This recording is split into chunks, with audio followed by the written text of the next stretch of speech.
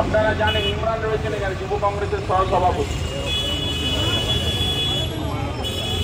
আজকে পুলিশ আমাদের জিজ্ঞেস করছে আর কতটা যাবেন কতটা যাবেন কতটা যাবেন, তো আমরা বললাম আমরা চলতে থাকবো, আমরা আমাদের সাথে চলতে থাকুন, কেন আপনার বাড়ির ছেলের মতো আক্রান্ত হয়েছে, তাও খবর আছে আমাদের। চাকরি করে আক্রমণে সরস্বতী পুজো করেন, মন্ত্র উচ্চারণ করেন, ওই জন্য বিনা ভেঙে গেছে। আজকে আপনি বলুন, আজকে দিনও শুধু দিতে চাইনি, যদি কী করবেন, বাংলা অফিসে বসে আছেন, ইমার্জেন্সি হয়ে যাবে, দেখেন কোথা থেকে উনি টাকা উন্নতি করেন, তো বললে তো হবে না, একটা চাপা দেওয়ার চেষ্টা করবেন, দেখা যাক কী করবেন। কিন্তু আমরা দাঁড়িয়ে আছি এই যোগ্য শিক্ষকদের পাশে, এরা পরিস্থিতি আর খারাপ না হবে, এর জন্য আমরা দাঁড়িয়ে আছি। এবং পান্ডে আইবিসি সেবা দলের সভাপতি।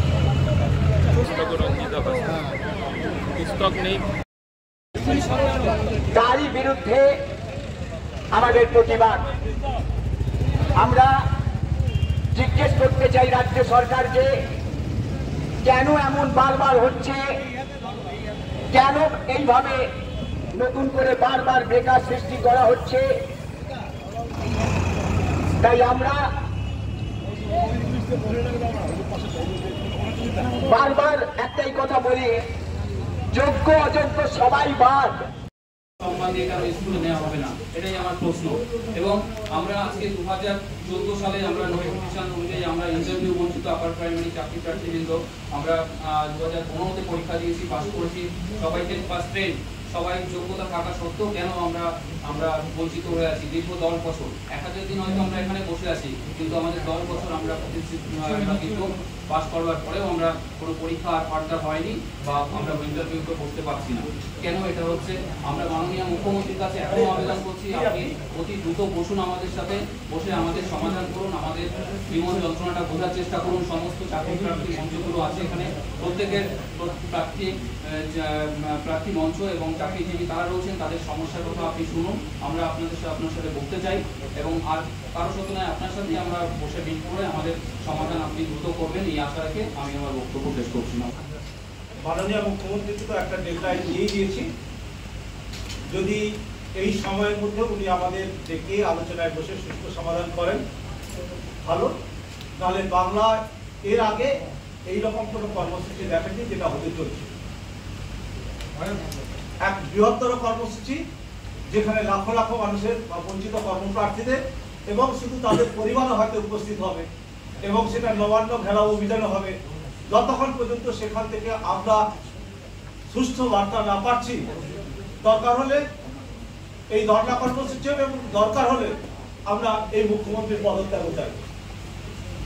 যতক্ষণ পর্যন্ত আমরা দীর্ঘদিন ধরে যন্ত্রণায় ভুগছি, যতক্ষণ পর্যন্ত আমরা এই ন্যায় বিচার না পাচ্ছি, এই ধর্ণা কর্মসূচি চলবে নবান্নের কাছে।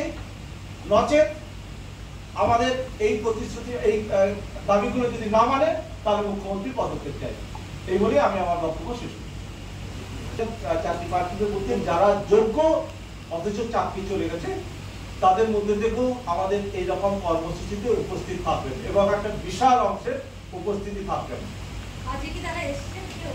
আজকে আসার কথা ছিল, কিন্তু মানসিক ভাবে সত্যিই ভেঙে পড়েছে, তাই হয়তো এরকম কর্মসূচিতে আসতে পারেননি। একদম নিশ্চিত ভাবে ওনারা থাকবেন, হয়তো আগামীতে দেখতে পাবেন ওনারা হয়তো প্রেস মিট করে হয়তো এই বার্তাটাই তুলে ধরবেন।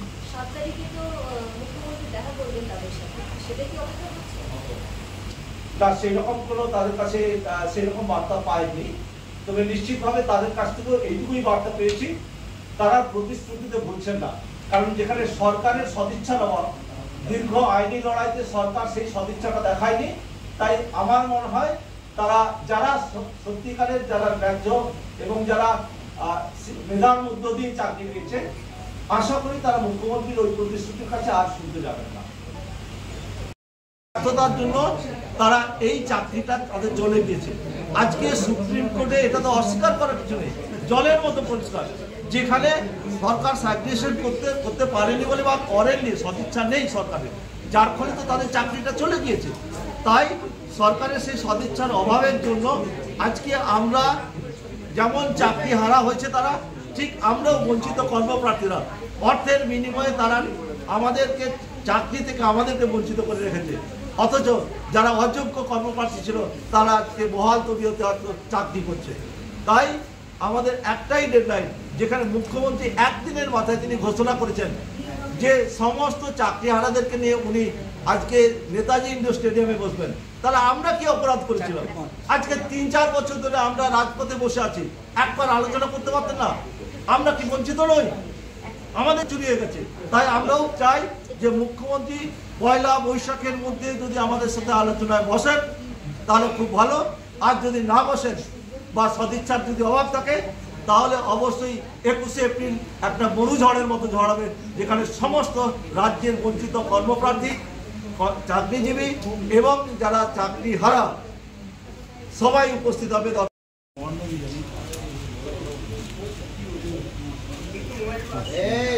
ধরে রাখুন,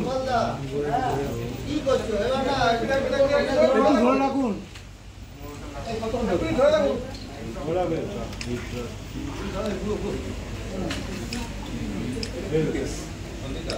মাথার সাথে ভাই ভাই তুই মাথা রাখুন, ডিস্টার্ব হচ্ছে। দেখা যাচ্ছে না বঞ্চিত চাকরি প্রার্থী, চাকরিজীবী, চাকরিহারা একটু বঞ্চিত। আপনি সামনে দিকে রাজপথে নামবো না। আমরা মমতা ব্যানার্জি বা আমাদের মুখ্যমন্ত্রী বা শিক্ষামন্ত্রীকে বলে দেবো যে যারা আপনার দেয়াল লিখছে আপনি তাদেরই দিন, আমাদের দিতে হবে না। আমরা এই চাকরি টাকা বা আমাদের এই যোগ্য চাকরি আপনাদেরকে বিসর্জন দিয়ে দিতে হবে। আমরা কোনো রাজনীতি করতে আসিনি, আমরা চেয়েছি যোগ্য অধিকার ছিনিয়ে নিতে। 26,000 বাতিল গেছে, আরো কয়েক হাজার বাতিল যাবে। এরপরে লাইন দিয়ে মামলার অর্ডার হবে, 8 তারিখ অর্ডার হবে। আশিসদা বলেছেন একটা ডাক দিচ্ছি, আমরা বলবো পয়লা বৈশাখের পর্যন্ত আমরা সবাই ওয়েট করব। মুখ্যমন্ত্রী যদি আমাদের ডেকে পাঠান নবান্নে। 7 তারিখে উনি বলেছেন নেতাজি ইন্ডোর স্টেডিয়ামে ডেকে পাঠাবেন যারা চাকরি হারিয়েছে। আমরা তো 16 বছর ধরে চাকরি হারিয়ে বসে আছি, আমরা তো